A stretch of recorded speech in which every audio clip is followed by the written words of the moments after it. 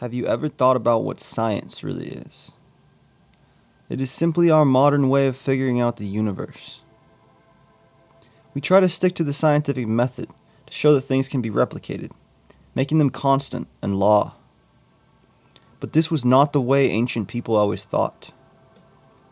The mystics and priests of the ancient world believed that if something happened, there was no ignoring it. Whether it could be duplicated or not, it happened. And we must take such events into account when forming a worldview. And they did try to replicate these events. Some called them magic or miracles. Or they had complex and hard to follow explanations of what was happening, delving into the realm of spiritual power and religion. But these were the early scientists, the ancient priests of Egypt, the thinkers of ancient Greece, the astronomers in Mesoamerica, as well as Eastern monks and the European alchemists.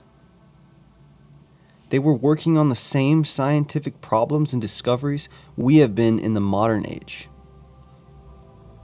The only difference is that we as a society have successfully completed almost all of these great magical wonders that the ancient mystics set out to do.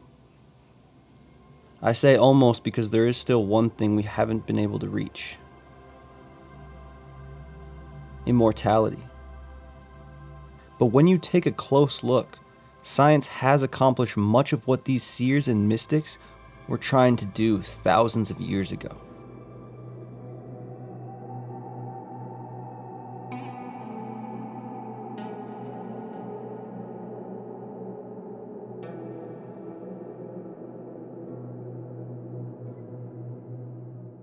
The most notable, and possibly the most sought after, is the invention of the Philosopher's Stone. The Philosopher's Stone was an idea long searched for by these ancient scientists and alchemists. The stone was said to have power to turn any base metal into gold. We really have no idea the mechanism behind the stone they were describing, but they believed in its existence with fervent, and in the 1930s we unlocked the code. It happened when we invented the particle accelerator, to accelerate atoms into each other so we can further understand the building blocks of the universe, along with the investigation into nuclear physics, which eventually resulted in the atomic bomb. However, these accelerators have an interesting ability known as nuclear transmutation. When you bombard the nucleus of an element with high energy using these colliders, you can completely change it into another element.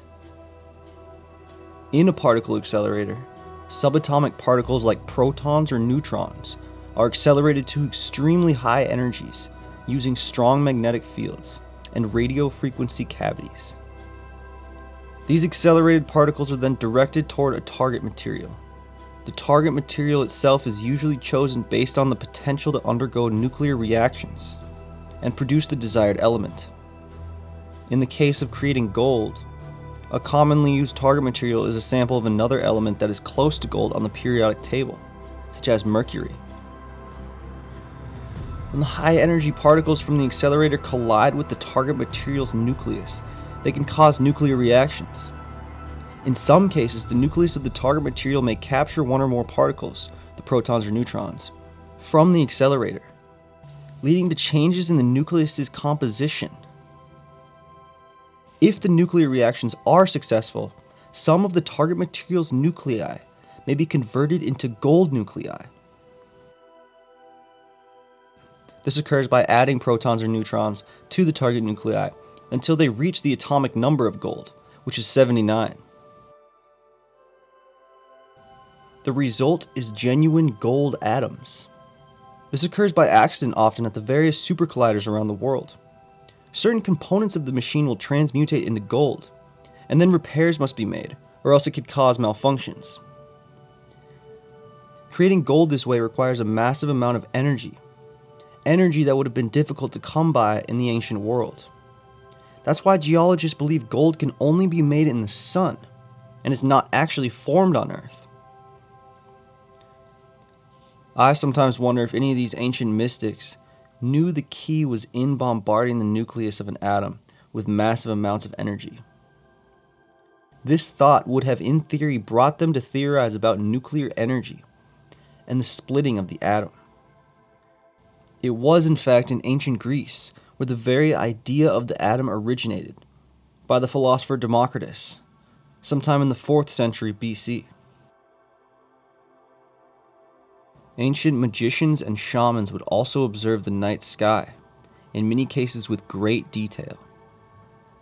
They would imagine in their minds what they were looking at so far away into outer space. They would often believe this to be the heavens, or the realm of the gods. And little did they know the sheer number of stars and habitable planets nearly proves that life must exist somewhere out there. If only they tried fashioning mirrors and curved glass lenses, like Dutch astronomers Hans Lippershey and Zacharias Janssen did when they invented the telescope around 1608.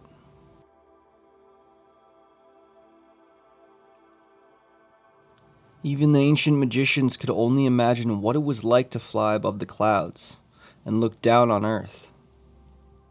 They would tell stories of the gods of old being able to harness these things, Zeus and other storm gods, with their control over lightning in the sky. And today we use this power of lightning to give energy to our entire society. We've literally captured the power of Zeus's lightning bolt and safely harnessed it for use in our daily lives. Or think about Poseidon and his ability to traverse the seas. Ancient man had absolutely no possible way of exploring the ocean beyond a diving depth.